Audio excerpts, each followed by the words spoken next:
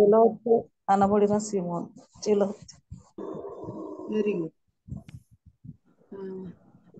Kadiri Mary కదా? అవును Simon. అక్క, అందరం కరెక్ట్ కరెక్ట్. లేఖనాలలో ఒక ప్రవక్త ఒక స్త్రీతో, నీకు కఠినమైన మాటలు చెప్పవాలని నాకు ఆజ్ఞ ఆయనని చెప్పాడు. ఆ ప్రవక్త పేరేంటి, స్త్రీ పేరేంటి? యెరోబాము భార్య కదా. యెరోబాము కరెక్ట్. అహియా ప్రవక్త. అహియా ప్రవక్త కదా. అహియా కదా. అహియా కరెక్ట్. నూర్చెడి ఎద్దుకు ఎద్దుమూతికి చిక్కం పెట్టదంటే నూర్చెడి ఎద్దు ఎవరికి సాదృశ్యం? విశ్వాసక్క. సేవకుడు.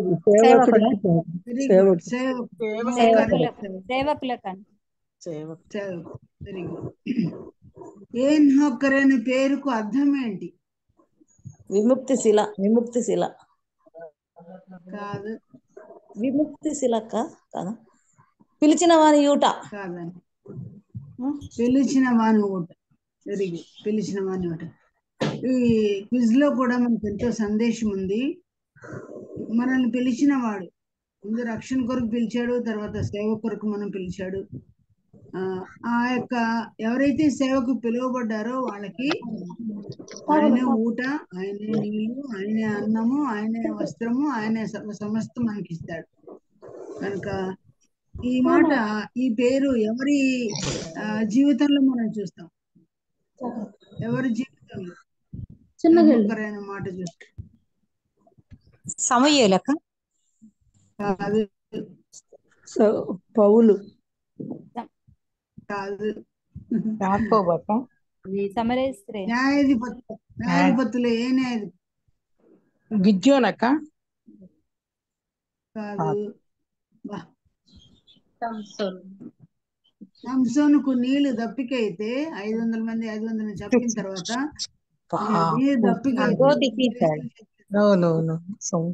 గోతిని చీల్చినప్పుడు దేవుడు అక్కడ వ్రాయబడిన పేరు ఏంటంటే పిలిచిన వాని ఊట అని ఏన్హోకర్ అనే పేరు పెట్టబడినట్టు మనం చూస్తున్నాం.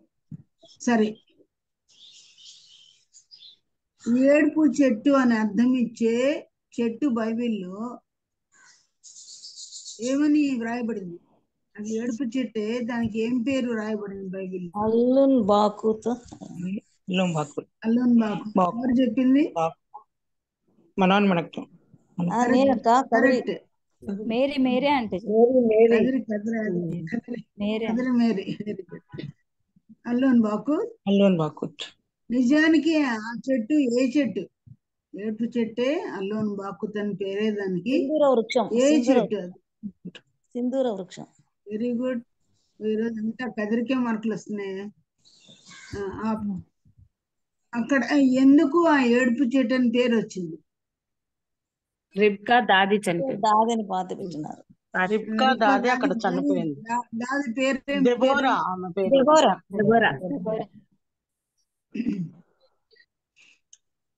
ఈ మాట వినండి.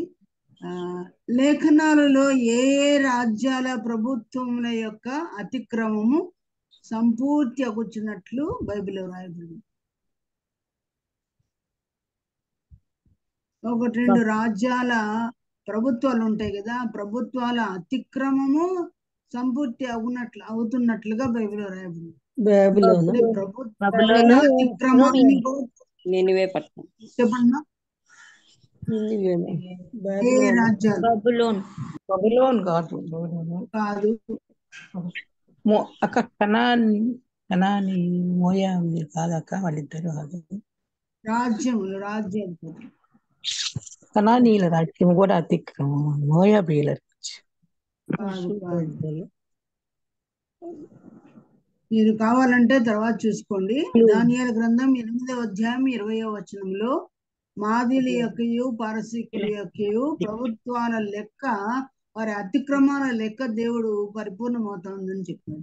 కనుక ఏ గవర్నమెంట్ రాబోతుందో, ఏ గవర్నమెంట్ లో ఎన్ని పాపాలు చేశారో, ఎన్ని అతిక్రమాలు చేశారో వాటన్నిటిని కూడా దేవుడు లెక్క పెడుతున్నట్టుగా మనం గమనించగలం దేవుని వాక్యం. ప్రభుత్వాల అతిక్రమాలు, వ్యక్తిగత అతిక్రమాలు, కుటుంబాల అతిక్రమాలు, దేశాల అతిక్రమాలు, సంఘాల అతిక్రమాలు, సేవకుల అతిక్రమాలు, స్త్రీ పురుషుల యొక్క అతిక్రమాలు, ఒక ఒక కొలత ఉంటుంది అన్నమాట దేవునికి. ఆ అక్రమం సంపూర్ణమైనప్పుడు నాశనము, శిక్ష బయలుదేరుతున్నట్టుగా వాక్యంలో మనం చూడగలం. అలాగే దేవుడు అబ్రాహాంతో ఒక మాట చెప్పాడు కదా, నీ సంతానం 4వ తరం వారు ఇక్కడికి వస్తారు అన్నప్పుడు ఎవరి ఏ వ్యక్తుల యొక్క లేదా ఏ జనం యొక్క అతిక్రమము సంపూర్ణమైనప్పుడు వస్తారని చెప్పాడు. 4వ తరం ఫలానికి వస్తారు, కానీ అప్పటికి ఫలానా వాళ్ళ యొక్క అతిక్రమం సంపూర్ణమవుతుంది అన్నాడు. అనంతపురి వాళ్ళు చెప్తారండి, అమోరీల అక్రమం అక్క. అమోరీల చదవబడింది. అమోరీలక అమోరీ కోరేషు పరిపాలనలో వచ్చింది. సొదొమ అక్క. అది అయిపోయింది. అమోరీలనే. అతిక్రమం సంపూర్ణమైనప్పుడు 4వ తరం వారు వస్తారని అబ్రాహాంతో చెప్పాడు దేవుడు. సొదొమ గొమొర్రా అక్క. కాదు కాదు, 15వ అధ్యాయం 16వ వచనం ఆది కాండం చూడండి, తెలుస్తుంది. నెక్స్ట్, అమోరీలు. బైబిల్లో నీతిమంతుని కలుగు ఆపదలు అనేకములు, వాటిని అన్నిటిలో నుండి యెహోవాను విడిపించును. యెహోవా వాని ఎముకలన్నిటినీ కాపాడును, వాటిలో ఒకటి విరిగిపోతాను చెప్పిన భక్తుడు ఎవరు? దావీదు అక్క. నెక్స్ట్, దోచుకుని వారి చేతి నుండి దీనులను దరిద్రులను విడిపించేవాడు నీవే అని నా ఎముకలన్నీ చెప్పుకొను అని చెప్పిన వాడు ఎవడు? యోబు అక్క. దావీదు. ఇది కూడా దావీదు. నెక్స్ట్, ప్రకటన గ్రంథంలోని 7 సంఘాలలో ఏ సంఘములోని వారు తెల్లని వస్త్రములు ధరించి ప్రభువుతో కూడా సంచరిస్తారని బైబిల్లో రాయబడింది? ఫిలడెల్ఫియా, ఎఫెస్. Philadelphia wrong.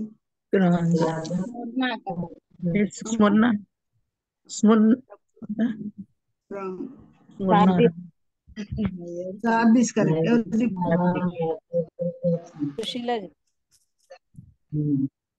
Sardis correct. Next, చివరిది సామెత గ్రంథం 30:31 ఇలా రాయబడింది. నేను చెప్తాను. ఓకేనే, బీదలను కనుకరించి వాడు ఆయనను గణపరిచేవాడు అని రాయబడింది. ఎవరైనా చెప్పగలరా ఏ బీదవాడు ఏ ధనికునితో కనికరించబడ్డాడు? బీదలను కనికరించేవాడు యెహోవా కప్పిచ్చు. అతని మెఫీబోషెత్. దావీదు మెఫీబోషెత్. బీద ఉండాలి, ఒక ధనికుడు గాని ధనికురాలు గాని ఉండాలి. ఓకే. ఏ బీదవాడు ఏ ధనిక స్త్రీతో కనికరించబడ్డాడు? అలాగే ధనిక స్త్రీ. ఫరో కూతుర. ఫరో కుమార్. బీదవాడు మోషే బీదవాడు. ధనవంతుడు లాజరు. లాజరు ఎక్కడ కనికరించబడ్డాడు కదా. మోషే కూడా కనికరించలేదు కదా, వాడు పడేసి రొట్టె ముక్కలు తిన్నాడు పాపం.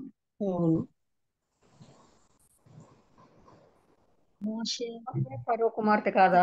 ధనికురాలు ఒక బీదవానికి సాయం చేసింది కనికరించి.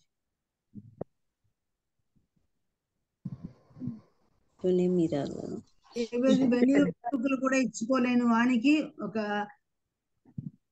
ధనికురాలు సాయం చేసింది. సొలొమోను షేబా దేశపురం. దావీదు బీదవాడే కదండి, దావీదు దరిద్రుడే కదా. ఒక ఆమె కంటే ఇంకా ఇవ్వకపోతే ఆమె ఏం చేసింది? అబీగయీలు కదా, 5 గొర్రెల మాంసం ఇవన్నీ తీసుకుని వెళ్ళి దావీదు యొక్క పాదాలు పట్టుకోవడానికి సిద్ధపడినాముగా మనం చూస్తున్నాం. బీదవాడా దావీదు ఏమన్నా దావీదు అప్పుడు బీదవాడు కదా, రాజు కాలేదు కదా. ఇంకా గొర్రెగానే ఉన్నాడు, ఏమీ లేదు. జంగుల్లో ఉన్నాడు, ఎప్పుల్లో ఉన్నాడు. అసలు అప్పులు సప్పులు చేసుకున్న వాళ్ళే ఆయన చుట్టూ ఉన్నారు కదా ఆయనకి. అవును. ఇప్పుడు ఎంత అవునవును. ఇస్తున్నాము.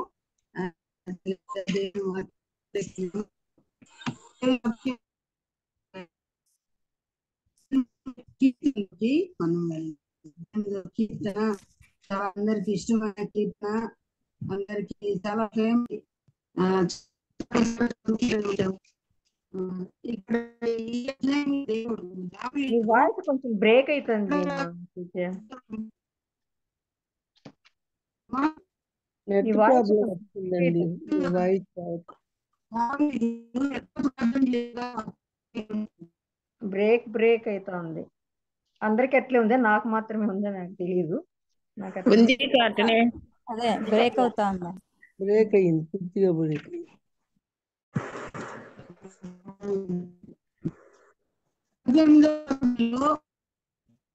ఎక్కడ నుండి ఆయన ప్రార్థన చేసినట్టు బ్రేక్ అవుతుంది. అంటే మీ వాయిస్ క్లియర్ గా లేదంటే వాయిస్ లేదండి, కట్ అయిపోతుంది. ఏం ప్రాబ్లమో తెలియదు, మరి దగ్గరే పెట్టుకున్నాం. 6వ వచనం చూడండి, 18:6లో చదివితే, ఆయన తన ఆలయంలో ఆలకించి నా ప్రార్థనలు అంగీకరించెను. 18వ అధ్యాయంలో ఆయన చేసిన ప్రార్థన ఎక్కడి నుంచి చేసిన ప్రార్థనలు ఇస్తుంది? ఆలయం చేసిన ప్రార్థన తెలీదమ్మా. అనిపించట్లేదా? క్వశ్చన్ ఏదో అర్థం తెలియలేదు, మాకు వినిపించలేదు క్వశ్చన్. క్లియర్ అవుతుందా వాక్యం? అంటే క్లియర్ గా లేదంటే వాయిస్. 18వ అధ్యాయంలో దావీదు ప్రార్థన. 18వ అధ్యాయంలో ఆయన చేసిన ప్రార్థన ఎక్కడి నుంచి చేశాడు? ఆలయంలో. ఆలయంలో ఎందుకు వస్తుందో ఓకే. ఇప్పుడు అనంతపురం వాళ్ళకి ఒక క్వశ్చన్. ఈ 18వ అధ్యాయం లాగే ఇంకొక అధ్యాయం ఉంది బైబిల్లో, ఏదది చెప్పగలరా? 38 అనుకుంటానండి. చూస్తాను. అక్క అనంతపురం సెకండ్ శామ్యూయల్ 20 అక్క 2వ సమూయేలు 22వ అధ్యాయం 22. అనంతపురంలో క్షేమం అండి. నేను ఆదివారం కూడా ఇదే క్వశ్చన్ షారా శామ్యూల్ వేసింది కదా. Very good. 18వ అధ్యాయంలో ఎన్ని వచనాలు ఉన్నాయి చెప్పగలరా? 50 అక్క. 50. కానీ 2వ సమూయేలు గ్రంథం 22వ అధ్యాయంలో 51వ వచనం కూడా ఉంది. ఆ మొదటి వచనము అది ఉపోద్ఘాతం లాగా ఉంటుంది కాబట్టి అది నాట్ కౌంటబుల్ అన్నమాట. మొత్తము 50 వచనాలు మక్కీ సేమ్ టు సేమ్ ఉన్నట్టు మనం చూడగలం అన్నమాట. సరే, 2 సార్లు దీన్ని దేవుడు రాయించాడంటే ఎంత ఇంపార్టెంట్, దీన్ని ఎంతగా మనం ధ్యానించాలో నాకు అనిపిస్తుంది అనమాట. కనుక 50 వచనాలు ఒకే రోజులో వెంటనే మనం ధ్యానించలేము. కానీ దేవుడు అలో చేసినంత వరకు, దేవుడు మనకు అవకాశం ఇచ్చినంత వరకు, సమయం ఇచ్చినంత వరకు వీటిని మనము ధ్యానం చేద్దాం. చిన్న ప్రార్థన. ప్రభువా, ఏ మాటకు ముందో తెలియదు నాయన, స్వరము చక్కగా వినబడినట్లు, మీ ధ్యానం మాకు లోతుగా అర్థమవునట్లు, మీరు రెట్టింపుగా వ్రాయించిన మీ ఉద్దేశం ఏంటో మీరు నెరవేర్చుకోమని, మాకు బోధకుడు, మా కాపరి దేవానాయన, మా ఉపదేశకుడు మీరే అని, మీ ఆత్మ ద్వారా వాక్యపు లోతుల్లోకి మనం నడిపించమని, ప్రతి ఆటంకమును దూరపరచమని, వాక్యము అందరిలో ఫలించినట్లుగా ఏ రీతిగా మేము నడుచుకోవాలో తగిన రీతిగా మాకు బోధ కలుగు చేయమని నిష్ప్రయోజకులను జ్ఞాపకం చేసుకో. యేసు ప్రభు దివ్య నామమును స్తుతించి వేడుకొని ప్రార్థిస్తున్నాము తండ్రి. ఆమేన్. ఆమేన్. దేవుని సన్నిధిలో ఉండగా ప్రియమైన సోదరులారా మొదటి వచనాన్ని ఇలాగ మనం చదువుకుంటున్నాము. యెహోవా నా బలమా, నేను నిన్ను ఎంతో ప్రేమించుచున్నాను. యెహోవా నా శైలము, నా కోట, నన్ను రక్షించువాడు, నా కేడము, నా రక్షణ శృంగము, నా ఉన్నత దుర్గము, నా దేవుడు, నేను ఆశ్రయించున్నాను. దుర్గము ఈ మొదటి రెండవ వచనాలు మనం చదువు. ఈ రెండవ వచనాలలో దేవుడు దావీదుకి ఏమై ఉన్నాడు అవి మనము చదువుకున్నాం. దేవుడు దావీదుకు ఏమై ఉన్నాడంట? మొట్టమొదట నా బలము అన్నాడు, రెండవది నా శైలము అన్నాడు, మూడవది నా కోట అన్నాడు, నాలుగవది నా కేడెము అన్నాడు, ఐదవది నా శృంగం అన్నాడు, ఆరవది నా ఉన్నత దుర్గం అన్నాడు. ఆ తర్వాత నా దేవుడు, నా దేవుడు అన్నాడు. నా దుర్గం. ఆయనకి ఏమై ఉన్నాడో తను రాసుకున్నాడు 18వ కీర్తనలో. మన దేవుడు మనకి ఏమై ఉన్నాడు, మన రక్షకుడు మన ప్రభు మనకి ఏమై ఉన్నాడు, ఆయనతో మన అనుభవాలు ఏంటి, ఆయన్ని మనం ఏమిటిగా చేసుకున్నాం, ఏమేమి ఆయనలో మనకు దొరుకుతున్నాయని మన సాక్ష్యం ఇవ్వగలం. ఆయన మన బలమేనా? చాలాసార్లు మన బలం ఏమనుకుంటాము? మన ఆహారమే మన బలం అనుకుంటాం, మన మందులే మన బలం అనుకుంటాం, డాక్టర్స్ ఇచ్చిన ట్రీట్మెంటే మన బలం అనుకుంటాం, మాంసాహారమే నా బలం అనుకునే వాళ్ళు ఎంతమంది లేరు? నేను ఎప్పుడు చేపలు తింటాను కాబట్టి మాకు చాలా ఆరోగ్యమని కేర్లెట్స్ అనుకుంటా ఉంటాను. అవునా? రకరకాలుగా కారణాలు చెప్తాను. నేను నాన్ వెజ్ తినాను కాబట్టి నా ఆరోగ్యం బాగుంది అనే వాళ్ళు చాలా మంది ఉంటారు. నేను ప్రోటీనస్ ఫుడ్ తింటాను, న్యూట్రిషన్స్ బాగా నేను సేవిస్తాను, బలమైన ఆహారం తీసుకుంటాను కాబట్టి నా బలము ఫలానా ఫలానా అని చెప్పుకుంటాను. కానీ దావీదు యొక్క బలం ఎవరంటండి? దావీదు బలము దేవుడే, యెహోవా. అట్లాగే నీ బలము నా బలము ఎవరు? దేవుడే. అంతరంగంలో నుంచి మనం చెప్పగలమా? ఏదో నా బలం అనుకుంటున్నా మేము. కంప్లీట్ గా నా బలము నా ప్రభువే అని మనం నమ్ముకోవడంలో ఎంత ఆశీర్వాదం ఉంది కదా. ఏది ఉన్నా ఏది లేకపోయినా అందరికీ ఒకే రకమైన బలమైన ఆహారం ఉండదు. అలాగనుకుంటే బీదల సంగతి ఏంటి, దరిద్రుల సంగతి ఏంటి, రోడ్డు ప్రక్కన పడుకునే వాళ్ళ సంగతి ఏంటి? మనందరికీ బలం ఎవరో మనం బాగా తెలుసుకుంటే వాక్య పరిచయం మనకు ఉంది కాబట్టి నా దేవుడే నాకు బలం అని చెప్తున్నాను. బలము నాది అని 2 సార్లు నాకు వినబడిందని కూడా కీర్తనలో మనం చూద్దాం. 2 సార్లు కానీ 2 పక్కన 0 పెట్టినా, ఎన్ని 0 పెట్టుకున్నా, ఎన్ని సార్లు అయినా బలం ఎవరిది? దేవుడు, యెహోవా దేవుడు. ఆయన పేరే ఏం పేరు? బలవంతుడైన దేవుడు, నిత్యుడగు తండ్రి, సమాధాన అధిపతి. తన భక్తులకు బలము ధరింపచేయువాడు ఆయనే అంట. మనలాంటి బలహీనమైన సోదరి సామెతలు 31వ అధ్యాయంలో ఏమనింది ఆమె? 25వ వచనంలో గుణవతి అయిన భార్య ఏమంట? ఆమె వస్త్రాలు ఏమంట? బలమును ఘనతయు ఆమెకు వస్త్రములంట. బలము ఘనత ఆమెకు బలమే ఒక వస్త్రం అంట. ఆమె స్త్రీ ఘనమైన స్త్రీ, ఆమె బలమైన స్త్రీ. దేవుడిచ్చిన బలముతో తన నడికట్టును బలపరుచుకొని ఆమె ఎన్ని పనులు చేసిందో మనం చూడగలం. కీర్తన గ్రంథంలో కూడా రాయబడింది, బలమునే నడికట్టుగా కలిగి ఉన్నవాడా అని. దేవుని బెల్ట్ ఏంటంట? బలమే అంట. నడుములో బలం ఉందంట. స్త్రీల నడుములో బలం ఉందమ్మా, చెప్పగలరా అందరూ? ఉందేమో. చాలా మందికి నడుము నొప్పి, చాలా మందికి వీపులో నొప్పి కదా. నడుములో బలము లేకపోవచ్చు, అయినప్పటికీ బలము లేని వారమయ్యను బలమందవచ్చు కలిమి మీద కర్త వాక్కునని పాటే పాడుకుంటాం. ఏ అవయంలోనూ బలం ఉండదు మనకి. కానీ 18వ కీర్తనలోనే ఏమని రాయబడిందో చూడండి. 18వ కీర్తనలో 32వ వచనం చూడండి. నాకు బలము ధరింపచేయువాడు ఆయనే, ఆయన నన్ను యథార్థ మార్గం యథార్థ మార్గం నడిపించువాడు ఆయనే. ఆయన నాకు బలము ధరింపచేయువాడు ఆయనే. ఓవరాల్ గా మనం బాడీలో ఎన్నో సిస్టమ్స్ ఉన్నాయి, ఎన్నో మండలాలు, ఆ మండలం అని మనం చదువుతాం సిస్టమ్స్ అన్ని, జీర్ణ మండలము, నాడీ మండలము కదా, ఎన్నెన్నో మండలాలు.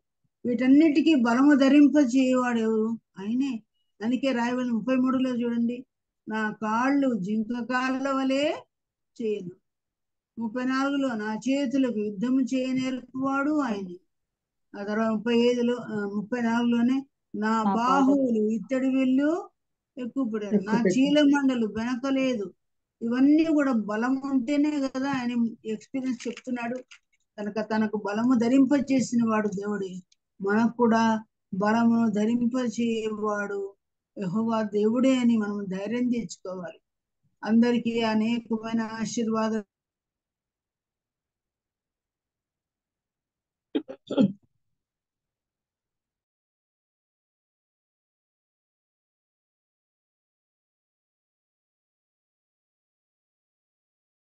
ఇప్పుడు అనలేము. ప్రభు అన్నాడు, మీ ముందరికి ఏమి తెచ్చి పెడతారో తినమని దేవుడు చెప్పాడు కదా. అసలు ఏమి తిందుమో, ఏమి త్రాగుదమో, ఏమి ధరించుకుందుమో అని మీ దేహంను గుర్చియను, మీ ప్రాణం గుర్చియనను మీరు చింతపడవద్దు అన్నాడు. మీకేం కావాలో మీ తల్లిదండ్రులకు, మీ తండ్రికి తెలుసును అని దేవుడు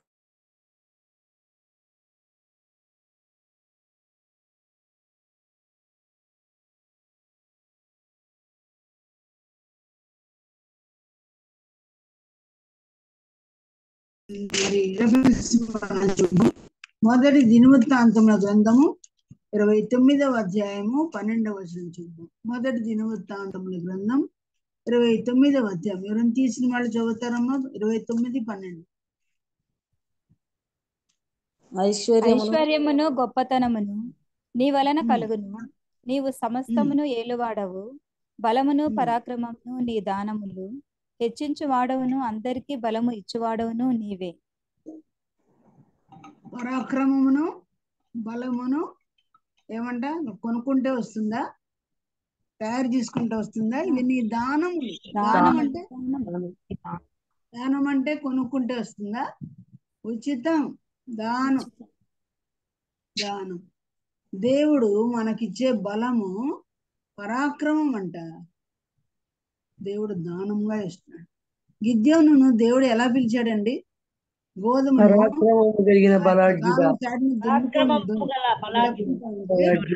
బలహీనుడైన అతన్ని, పిరికివాడైన అతన్ని ఏమన్నాడు? పరాక్రమము కలిగిన బలాఢ్యుడు. ఆ రోజు ఆ పరాక్రమం గిద్యోనికి ఎలా వచ్చింది? దానముగా దేవుడు ఇచ్చాడు, ఆయన ఉచితముగా. మనం కూడా ప్రభా ధైర్యం లేని దానను, నీ కొరకు ఏ మంచి పని చేయడానికి సిగ్గుపడేదాన్ని, పిరికిపడేదాన్ని, నా బలము చాలదు, నా జ్ఞానము చాలదు, నా మేధాతనము చాలదు, నా ధైర్యము చాలదు ప్రభువా, నీ పని కొరకై, నీ పని కొరకు, లోక సంబంధమైన వాటి కొరకు కాదు, నీ పని కొరకు నన్ను బలపరచు. పరాక్రమము, ధైర్యము, నిబ్బరము, సిగ్గు లేకుండా నీ వాక్యం చెప్పగలిగేటట్టు, సిగ్గుపడనక్కర్లేని పనిదానిగా, పనివానిగా, యోగ్యురాలిగా, యోగ్యునిగా నన్ను నిలబెట్టుకోమని. సత్యవాక్యమును సరిగా విభజించలేను, సత్యవాక్యమును సరిగా ఉపదేశించలేను స్వామి. నీ ఎదుట నన్ను నేను అగుపరుచుకోలేను, సిగ్గుపడనక్కర్లేని పనిదానిగా అని మనం అడిగినప్పుడు ప్రభు తప్పకుండా ధైర్యం ఇస్తాడు. సిగ్గుపడి వాక్యం చెప్పడం కాదు, ధైర్యముతో చెప్పగలిగిన కెపాసిటీ ప్రభువే మనకి ఇస్తాడు. అన్ని పెట్టి పుట్టి తెలిసి అన్ని అవగాహన చేసుకున్న వాళ్ళం కాము మనం. మనకేమీ తెలియదు. ఆమె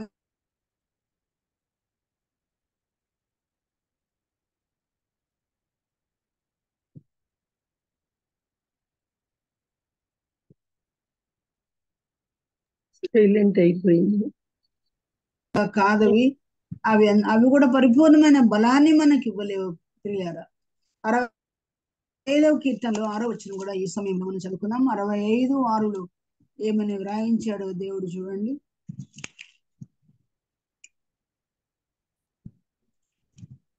బలమునే నడికట్టుగా కట్టుకొనిన వాడై తన ఉమ్. శక్తి చేత పర్వతములను సిద్ధపరచువాడు ఆయనే. పర్వతమును స్థిరపరచువాడు ఆయనే. నడికట్టు చేత బలము చేత నడికట్టును కట్టుకున్నాడంట ఆయన. ఆయన శక్తి ఆయన బలము ఎంత గొప్పదంట, పర్వతమునే స్థిరపరుస్తాడు. ఆయన శక్తి ఆయన బలము అంత గొప్పది, అపరిమితమైన శక్తి ఆయనది.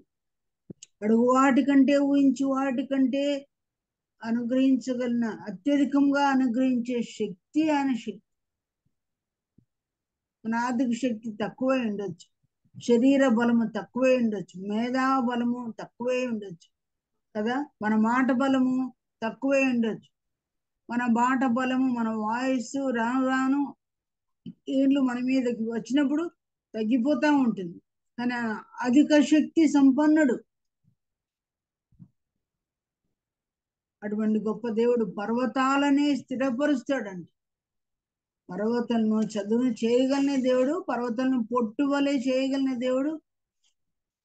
ఎంతో కెపాసిటీ ఆయనకుంది కదా, వాటిని స్థిరపరిచే శక్తి కూడా ఆయనకుంది. నేను నన్ను విశ్వాసంలో, భక్తిలో, ప్రార్థనలో, ఆత్మీయతలో స్థిరపరిచే శక్తి కూడా ఆయనకే ఉంది ప్రియుల.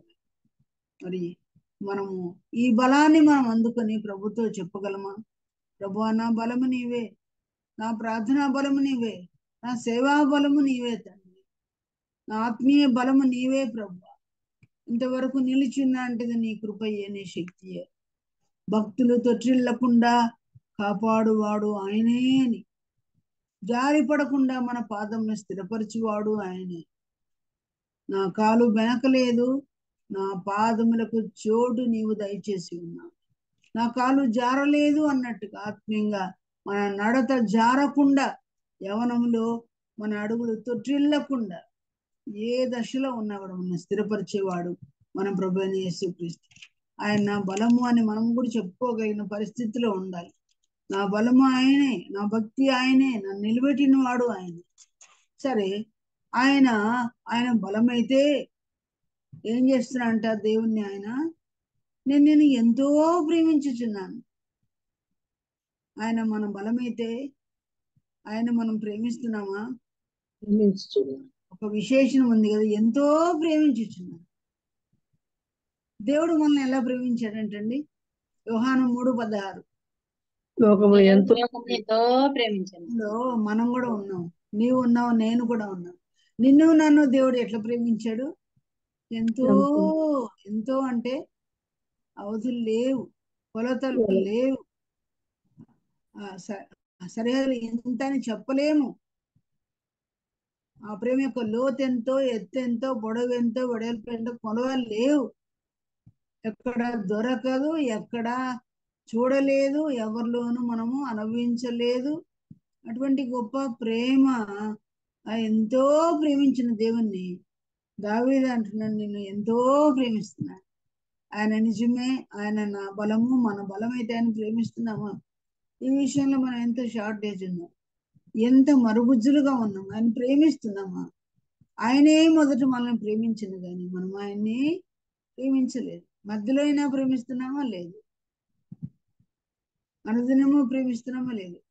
మొదట్లో అయినా, చివరిలో అయినా, మధ్యలో అయినా ప్రేమ అంతా ఆయనదే, కానీ మనలో ఏమీ లేదు. అనేక సార్లు జారిపోతున్న వాళ్ళమే, దిగజారిపోతున్న వాళ్ళమే, బ్రేకులు వేసే వాళ్ళమే, గైర్హాజరులు అయ్యే వాళ్ళమే, ఇంకా దేవుణ్ణి నిష్ఠూర పెట్టే వాళ్ళమే, అనేక సార్లు దేవుని సనుక్కుంటున్న వారమే, దేవుని ప్రేమను అన్నిదా భావిస్తున్న వాళ్ళమే, సనుక్కుంటూ గొనుక్కుంటూ ఉండేవాళ్ళమే. ఆయన అన్నాడు, నేను నిన్ను ఎంతో ప్రేమించుచున్నాను అన్నాడు. ఆయన మన బలమైతే మన ప్రేమ ఎందులో చూపిస్తున్నాం? ఆయన నేను నిన్ను ఎంతో ప్రేమించుచున్నానంటే ఏమి చేసి, ప్రేమకు ఊరికే మాటలు చెప్తే సరిపోతుంది అంటారా? ఏముండాలి? క్రియలు ఉండాలి. క్రియలు ఉండాలి. క్రియలు లేని విశ్వాసం మృతమే, మరి క్రియలు లేని ప్రేమ కూడా మృతమే. మరి మనమే పరీక్ష చేసుకుందాం. ఆయన నేను ప్రేమిస్తుంటే నేను ఆయనకి ఏం క్రియలు చేస్తున్నాను, దేనిలో నా ప్రేమను వ్యక్తపరుస్తున్నాను, ఏమిట్లో చూపిస్తున్నాను ఆయన. చాలాసార్లు ఆదివారం ఆరాధనలో దేవుని ఎంతగానో మధురమైన మాటల చేత దేవుని స్తుతిస్తూ ఆరాధిస్తూ ఉంటాం. ఎంతో ప్రేమ ఉన్నట్టు ప్రదర్శిస్తూ ఉంటాం. యెరూషలేము కుమార్తెలు కూడా సిలువ మోయుచున్న యేసు ప్రభుని చూసి ఏం చేశారంట? వాళ్ళు యెరూషలేము కుమార్తెలు ఏం చేశారు? వాళ్ళు తన రొమ్ములు ఏం చేశారమ్మా? ఏడుస్తున్నారు. కొమ్ములు రొమ్ములు కొట్టుకుంటూ ఏడుస్తూ వెళ్ళారు. ప్రభు ఏమన్నాడు? అమ్మలారా నా కోసం ప్రభు ఏడవకండి, మీకోసం మీ పిల్లల కోసం మెచ్చుకోలేదు. ఏడవండి. ప్రభు నన్ను ఎంత ప్రేమిస్తూ ఏడుస్తున్నారని మెచ్చుకోలేదు, కానీ మీ కొరకు మీ పిల్లల కొరకు ఏడవండి. ఎంతో ప్రేమ ఉన్నట్టు నటించారు, కానీ ఆయన భూస్థాపనకైనా ఉన్నారు. వాళ్ళు భూస్థాపనకైనా ఉన్నారమ్మా. ఎంతమంది సోదరులు ఉన్నారు? బై నేమ్స్ మనం చెప్పగలం. ఎవరెవరు ఉన్నారు సమాజ దగ్గర? స్త్రీలు ముఖ్యంగా ఎవరు? మగ్దలేని మరి, మరియా, సుసన్న, మగ్దలేని మరియా, మరియా, వేరే మరియా, ఇలాంటి వాళ్ళే కనిపించారు. కానీ వాళ్ళు ఆ ఊర్లో ఉన్న యెరూషలేము సోదరులే అర్జెంటుగా భూస్థాపనం లేకుండా వెళ్ళిపోయారు. గలిలయ స్త్రీలు 80 మైల్స్ దూరం నుంచి వచ్చిన వాళ్ళ ముందు అర్జెంట్కి వెళ్ళిపోవాలి కదా పెందల కడ. అయ్యో మరి పొద్దు మునిగిపోతుందండి, కానీ వాళ్ళు చివరి వరకు ఉన్నట్టుగా మనం చూస్తున్నాం. యేసయ్య కొరకు ఇంకను వేచి ఉన్నామా? యేసయ్య కొరకు ఇంకను కనిపెట్టుకుని ఉన్నామా? జవాబు రాకపోయినా ఎంతకాలమైనా ప్రార్థనలో కనిపెట్టుకుని ఉన్నామా? విసిగి వేసారి ప్రార్థన మానేసుకున్నామా? కొన్ని ఐటమ్స్ విషయంలో ప్రార్థన మానేసుకున్నాము. ఏం లేదు, దేవుడు ఇవ్వడలే, అయిపోయింది, ఇంక ఇవ్వడలే, సంతానం ఇవ్వడలే, అనుకున్నది చేయడలే, వాళ్ళన్నది అడిగి ఉంటుంది, నేను ఇచ్చే ఇష్టం ఉన్నట్లేదు దేవునికి అని మానేసుకున్నాము. నేను ఎంతో ప్రేమించుచున్నాను, ఆయన కొరకు కనిపెట్టుకున్న ప్రార్థనల జవాబు కొరకు కనిపెట్టుకున్నాము, విశ్వాసంతో కనిపెట్టుకున్నాము. రాత్రి ప్రార్థన వింటాడో, పగలు ప్రార్థన వింటాడో, ఆలయంలో చేస్తే వింటాడో అని కనిపెట్టుకున్నామా? రాత్రి వేళ నా ప్రార్థన నీ సన్నిధిలో నేను మొరపెడుతున్నాను, నీ సన్నిధిని ఆ ప్రార్థన చేరును గాక అన్నాడు 88వ కీర్తన 1వ వచనంలో. ఒకటి వేళ నేను మొరపెట్టుచున్నాను, ఒకవేళ నువ్వు వినలేదు, రాత్రి వేళ నేను మొరపెట్టే ప్రార్థన నీ సన్నిధిని చేరుతుంది అన్నట్టుగా ఆశతో చేస్తున్నాడు. ఒకవేళ ఇన్నాళ్ళు చేసిన ప్రార్థన విశ్వాసత లేదేమో, విశ్వాసయుతమైన ప్రార్థన చేస్తాను, ఇంకా విశ్వాసం తెచ్చుకుంటానని ఆకుండా మనం చేస్తున్నామా? నేను ఎంతో ప్రేమించుచున్నాను. 116వ కీర్తన 1వ వచనంలో ఏమని రాయించాడు చూడండి దేవుడు. 116:1 యెహోవా నా మొర ఆలకించును, కాగా నేను ఆయనను ప్రేమించుచున్నాను. మనము ప్రేమించేదానికి ఇంకొక కారణం ఉందంటే ఏంటంటే, యెహోవా నా మనవిని నా విన్నపమును ఆలకించి ఉన్నాడు గనక నేను ఆయన ప్రేమిస్తాను. ఆయన బలమై ఉన్నాడు గనుక నేను ఆయన ప్రేమిస్తున్నానని ఒక కీర్తనలో దావీదు అన్నాడు. ఇక్కడ ఏమంటున్నాడు? నా బలమైన దేవుడే నా మనవిని ఆలకించాడు, విన్నపాలని ఆలకించాడు కనుక నేను ఆయన్ని ప్రేమిస్తున్నాను. ఇలాంటి ఎన్ని ప్రార్థనలు దేవుడు మనకు ఆలకించాడు, కానీ ఎంత ప్రేమిస్తున్నాం మనం. డైరీ కనుక మనం మెయింటైన్ చేసే అలవాటు ఉన్నట్లయితే ప్రతి చిన్న ప్రార్థన, చిన్న విన్నపము, మరి ఆ గంటల తరబడి ప్రార్థన, వన్ వర్డ్ ప్రార్థన, ఆలోచనలేనే ప్రార్థన, అసలు అడగకున్నా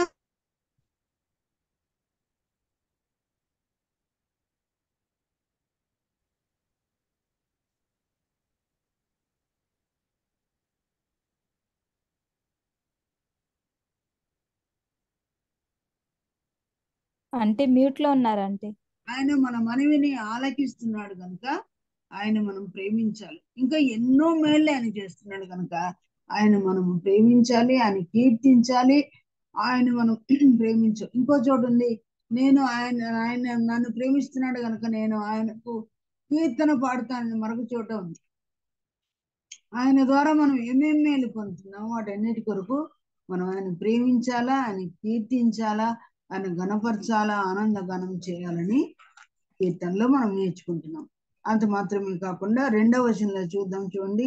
యెహోవా నా శైలం, 18వ కీర్తన 2వ వచనం.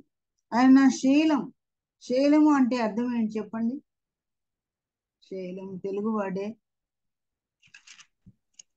మనకు అర్థం కాకపోతే కొన్నిసార్లు ఇంగ్లీష్ బైబిల్ మనం చూస్తే అర్థమవుతుంది. శైలము అంటే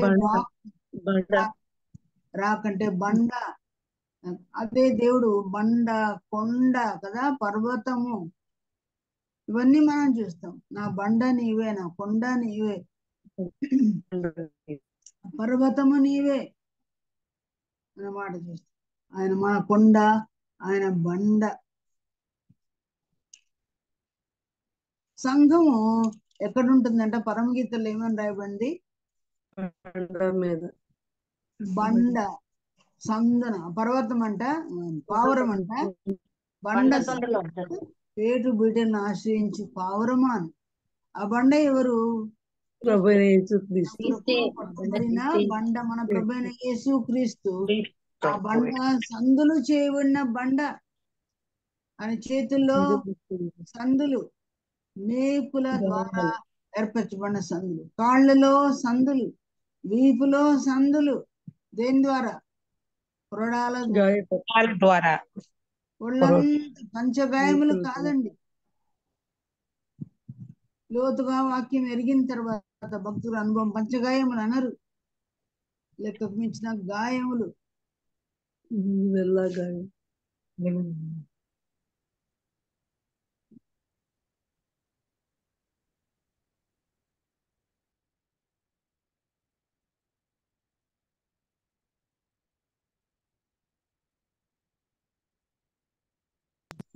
అలాగా ప్రభు మన కొరకు చీల్చబడిన బండ, కొట్టబడిన బండ, ముమ్మారు భూమి మీద పడినప్పుడు ఎన్ని గాయాలైనా ఏమని తెలియదు. ఆయన ఈడ్చుకొని పోయినప్పుడు ఎన్ని గాయాలో కదా. కొండపేట నుంచి ఆయన లాక్కొని వెళ్ళిపోయినప్పుడు ఎంత చర్మం దోక్కుని పోయిందో, ఎంత డ్యామేజ్ అయిందో. ఆ కొండ ఎక్కేటప్పుడు ఎన్నిసార్లు పడ్డాడో ఆయన. యెరూషలేము వీధులు వెంబడి ఆయన వెళ్ళేటప్పుడు ఆయన బలమంతా చిల్లపెంకు వలె అయినప్పుడు ఎన్నిసార్లు అయినా మూర్చిపోయినాడో మనకు తెలియదు. దాదాపు 14 సార్లు పడ్డాడని కొద్దిమంది చెప్తాడు. ఎన్నిసార్లు పడినప్పుడు ఎన్నిసార్లు గాయాలైనాయి పిల్లరా మన కొరకు. ఆ బండ చీల్చబడిన బండ, కొట్టబడిన బండ. కొట్టబడినప్పుడు రక్త స్వేదములు ఆయన నుండి కారినప్పుడు ఎంత బలహీనపరచబడ్డాడు. ఆ బండ మన కొరకు కొంటబడి తనలో ఉన్న జీవజలం మనకి ఇచ్చాడు. తనలో ఉన్న ఆ యొక్క జీవం, తన ప్రాణమైన తన రక్తమంతా మన కొరకు ఇచ్చినాడు. ఆ ప్రభు మన శైలం అని మనం చెప్పగలమా? నిజముగా శైలమేనా? చదువు వచ్చును కాబట్టి, తెలుగు వచ్చును కాబట్టి శైలమని అంటే సరిపోతుందా? కంఠస్థం వస్తుంది కాబట్టి అన్న బలం అంటే సరిపోతుందా? తన బలమంతటిని చిల్లపెంకు వలె చేసుకున్న ప్రభు. నాది బలమన్న ప్రభు అంటే తన బలమంతా సంఘానికి ఇచ్చాడు, లోకానికి ఇచ్చాడు, మానవుల రక్షణ కొరకు ఇచ్చాడు. బలమేమీ లేకుండా అయిపోయాడు. చిల్ల పెంకులో ఏం బలం ఉంటుంది? బలహీనుడైపోయిన ఆ ప్రభు మన కొరకు కదా బలహీనుడు, మన కొరకు కదా ఆయన సందులు చేయబడిన వాడు, వికార స్వరూపమైపోయిన వాడుగా మనం చూస్తాం. నెక్స్ట్ ఆయన గురించి 2వ వచనంలోనే నా కోట అని మనం చూస్తున్నాం. కోట అనగా, కోట అంటే గుత్తి కోట మనం చూస్తున్నాం. హైదరాబాద్కి వెళ్తే గోల్కొండ ఫోర్ట్ మనం చూస్తాం. కోట రాజుల యొక్క తమ రాజ్యముల చుట్టూ కోట గోడ కట్టుకున్నట్టు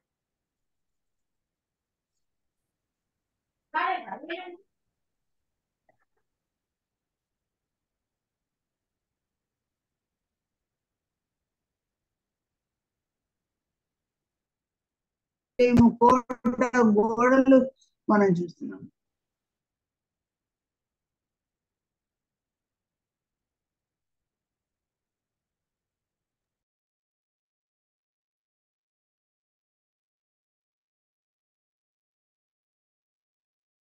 కొంచెం లెవెల్లోనే ఉంటుంది, కానీ కోట అంటే చాలా ఎత్తైన కోట. ఆయన మన కోటగా ఉన్నాడు. శత్రువుల నుండి మనం కాపాడువాడు, తన కోటను కంచెగా మనకి ఇచ్చినవాడు. ఆయన కోట కాబట్టి నన్ను రక్షించువాడు అని రాయబడింది. కోటగా ఉండి ఆయన రక్షిస్తున్నాడు. కింద చూడండి 18వ అధ్యాయంలోనే దేని నుంచి అని మనం రక్షిస్తాడు? 4వ వచనంలో చూడండి, మరణపాశములు కాదు, 3వ వచనంలోనే కీర్తినీయుడనే యెహోవాకు నేను మొరపెట్టగా ఆయన నా శత్రువుల శత్రువుల చేతి చేతి నన్ను రక్షించును.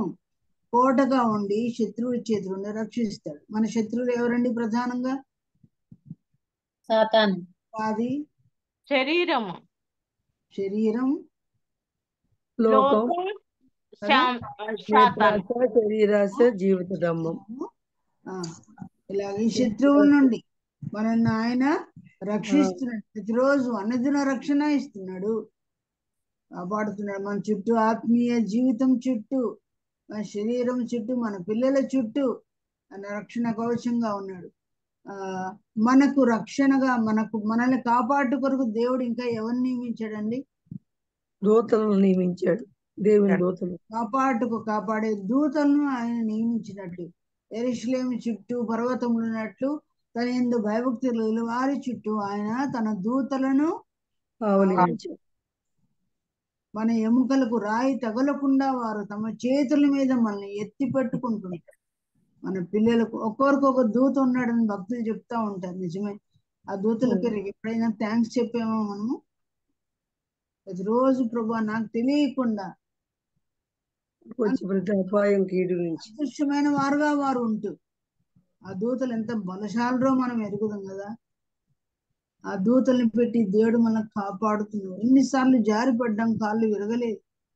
ఎన్నిసార్లు యాక్సిడెంట్ కావాల్సింది వెంట్రుక వాసుల్లో తప్పించబడిన ఎవరు కాపాడారు? మన దూతలు, దేవుని దూతలు కదా. దేవుని కాపుదల అనేక సార్లు ఎరగము మనం. ఎన్నిసార్లు పాములు మన చుట్టూ వెళ్ళిపోయాయో, తేలి వెళ్ళిపోయారు. ఎన్ని మరణగండాలు, ఎన్ని అగ్ని ఆపదలు, ఎన్ని వాహనాల్లో మనం వెళ్తున్నప్పుడు మనకు తగవలసిన దెబ్బలు, గాయాలు, ఎన్ని స్టెప్స్ ఎక్కేటప్పుడు, దిగేటప్పుడు, కరెంటు దగ్గర, అగ్ని దగ్గర, స్టవ్ల దగ్గర, ఎన్ని దేవుడు మనల్ని కాపాడుతున్నాడు. భయభీతులు వీటన్నిటిలో కనుక దేవుడు మనకు ఆయన కోటగా ఉన్నాడు. అంత మాత్రమే కాదంటే ఆయన నా కేడమును, నా కేడం, ఇంగ్లీష్లో కేడం అంటే ఏంటని చూస్తే స్ట్రెంగ్త్ అని ఉంది. మళ్ళీ అది పర్యాప్తానే కనిపిస్తుంది మనకి. నా రక్షణ, నా శృంగము అని రాయబడింది. శృంగం అనగా కొమ్ము. కొమ్ములున్న జంతువు ఏదైనా అది రక్షణ సాధనంగా దానికి ఉంటుంది. పొద్దున ఒక వీడియోలో నేను చూశాను, ఒక జింక చాలా పొడవైన కొమ్ములు కలిగింది. అది చిరుతపులి పొట్టలోకి ఆ యొక్క